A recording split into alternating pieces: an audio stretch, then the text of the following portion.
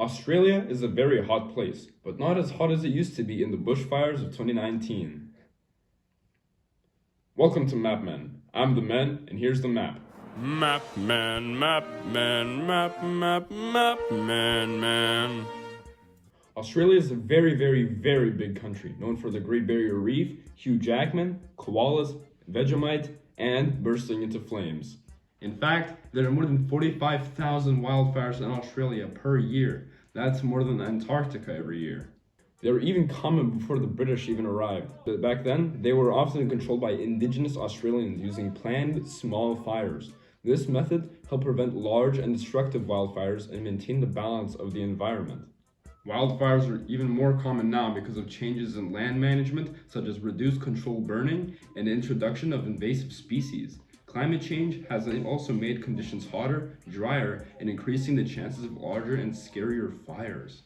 An example of a bushfire that was really large and scary was you guessed it, the bushfires of 2019 and 2020, which was so disastrous that it got the nickname Black Summer, which shares its name with a mediocre Netflix show. Over 3 billion animals were impacted, and with over 19 million hectares burned. Here's a pie chart of every single animal that was affected. Wow, that's a lot of reptiles. Read it. It was so bad that koalas even became endangered species during that time. It is currently ranked number 2 among the top 10 wildfires of all time, number 1 being KSI's recent tweets. The smoke of the fires killed 429 people, while the fires themselves only killed 33. But what was so bad about it? Didn't we just learn recently that wildfires are actually not that bad? Number 1, I just told you, and number 2, bad question. The good wildfires actually have a good reason for existing. It's nature's way of regenerating the earth and allowing important nutrients to re-enter the soil and creating new habitats for plants and animals to thrive. But at a certain point, it becomes too much.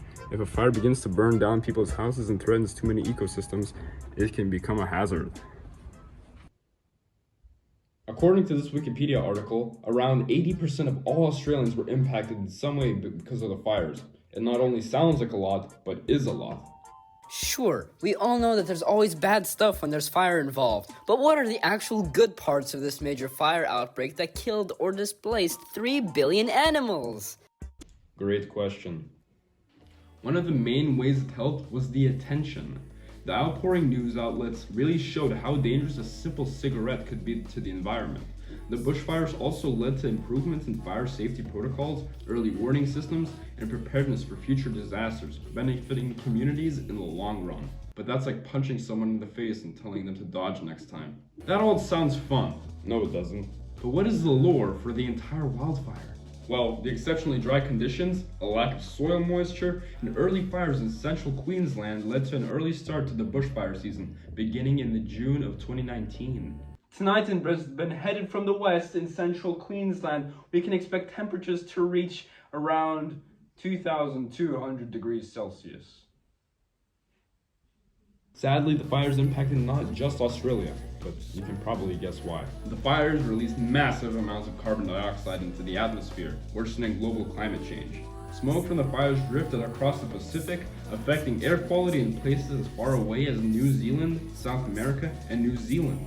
Of course, we can't forget the real reason the fire is still not burning to this day. It's the Australian firefighters and volunteers, who are obviously very good at their jobs. Though I still think streaming video games 10 hours per day is harder. Here we present to you a heartfelt video dedicated to the great firefighters of Australia.